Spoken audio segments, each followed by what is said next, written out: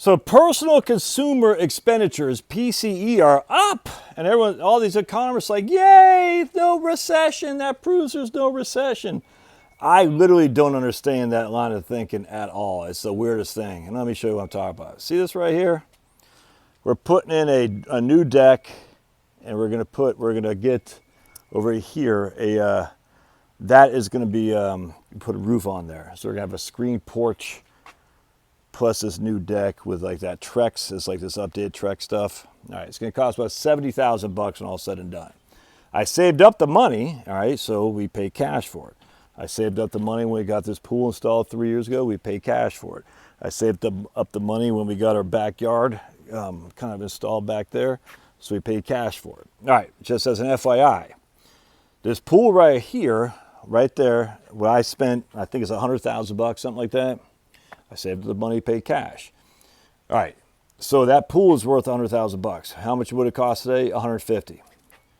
That same pool costs 150,000 bucks right now. How do I know? Because other people in the neighborhood are getting, the same guy who installed that pool, they're getting quotes and they're getting that same kind of price. Now, actually for even lesser size pools, if that makes sense. So if I bought that pool today, my personal consumption expenditure would be 150,000 bucks. Everybody, yeah, hey, look at us, there's no recession. This right here, it's a deck, essentially, with a roof that's gonna go over it. That's it, a sunroof, I like it, it's great. 70,000 bucks. 2 years ago, it'd be what, 50,000 bucks, something like that. Yay, personal consumption's up, that means no recession. Only idiots think like that. I'm sorry to say, that doesn't make sense to me. I'm sitting there thinking the only reason I can do this, I actually have the cash. Now that's going to wipe me out of my cash holdings, I'll tell you right now. But if you don't have that much debt, and the only debt I got is on this thing right here, the primary mortgage, it's a risk I'm willing to take. Let's just put it this way. But the point being is, how would people sit there and say, if the same thing cost 30% and I still have the same product? This is like the broken window fallacy. If you break a window, it creates economic growth, because that means the window maker gets to build another window, and you got to pay him so he can use, the window maker can use the proceeds of building another window for you to go buy a new pair of shoes.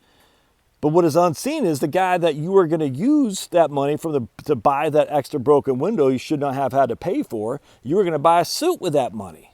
That's the broken window fallacy. You're like, hey man, economic destruction is actually good for the economy because we got to build stuff back, which creates jobs, which creates inflation, which creates labor costs. It's idiotic because you're like, no, I already had a window. I want a suit now. I can have a window and a suit, but you broke my window, so now I don't have a suit. I got to get another window. That doesn't create any economic growth. It's idiotic. This right here, $70,000 doesn't create, that's not any economic growth to what it was 2 years ago, relative to if I got it for 50,000 bucks, it still had 20,000 bucks left over. I could have got, I don't know, an outside freaking generator put in because I got natural gas. I mean, it could have done anything else with that 20,000 bucks. It doesn't make any sense. And people are like, oh, that's personal consumption. It's going through the roof. I'm like, thus is not inflationary. Thus is not recessionary. But this is insane. So now we got 70,000 bucks. Now again, I didn't realize it was going to cost that much. So it burns through my whole cash supply. But at the end of the day, I had the cash to do it. I've wanted a sunroof for a long, long time. So we're going to get it. And it was kind of like a no-brainer between Charlotte and me. So yeah, let's go ahead. As long as I had kind of thought 90,000 would be out of my price range. 70,000 was at the top of it. I was like, all right, we got that budget.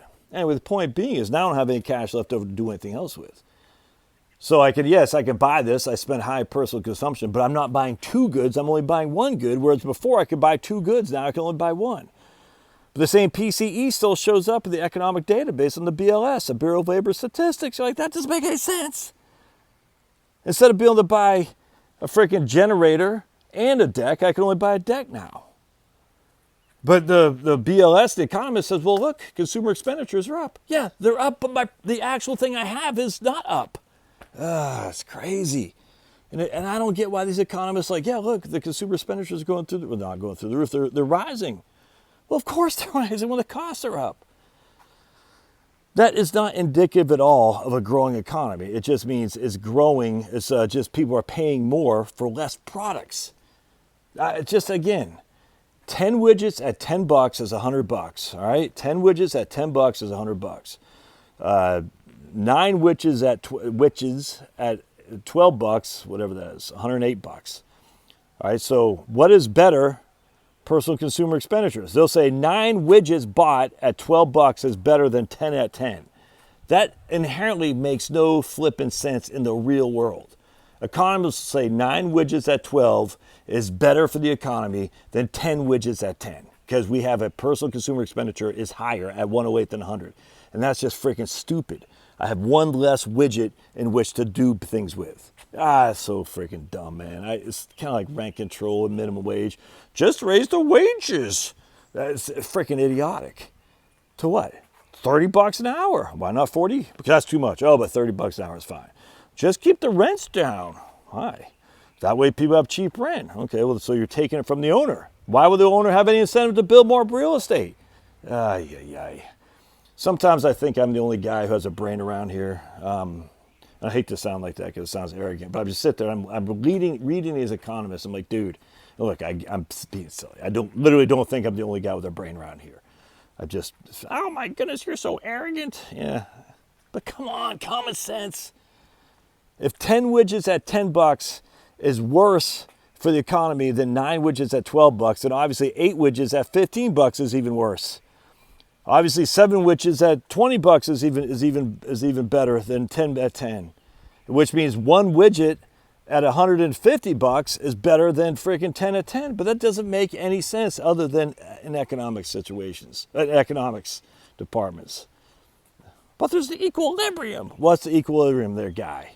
Whatever the market calls for. Yeah, the market said 10 at 10. Freaking nuts, man. Anyway, so you can see, just as a quick side, and I've told you guys this. So basically, at the end of the day, we've been here, this is our 10th year now. This is all trees, and I hate cutting out trees. I hate it, but what are you going to do? We got a nice big fat pool. We're going to have a sunroom there, a big fat deck right here. I'll be doing my grilling. That's going to be awesome. We got the big, right there, my little food forest. I'm growing right back in here. Still got lots of potatoes growing in there and my things. I changed over where I had my sunchokes, Jerusalem artichokes back here, because I didn't realize they take over the garden. So anyway, so I moved those about, and it's like a freaking paradise, man. Love it. Again, this house is big when no one's here, but we got another 5-6 years here, man. So we're gonna enjoy it. Now, at the end of the day, if I didn't buy this pool, if I didn't buy the yard, if I didn't buy that sunroom, I'd be able to pay my mortgage off right now. The mortgage would be paid off, pretty close. But why would I mean, you still got to live your life now. You can't just say, I'm going to do it in the future. Don't just delay things today to do in the future, because you don't know if the future is going to come. Now, be cognizant of your expenditures. Don't just say, I'm going to light a cigar with $100 bills. Don't do that either. But, don't rob yourself today. Consumption smoothing, man. When you got kids, enjoy it. Don't wait until they're out and then you're like, oh man, I wish I would spend more time or spend more money. The pool's good. A lot of people say, you're never going to make your money back in investing in a pool. The pool is not an investment. That's just idiotic, man. No one ever puts a pool in their house thinking they're going to make it back. That's just dumb. They put a pool in their house to enjoy it. Jeez, man. All right, love to hear your thoughts. We'll see you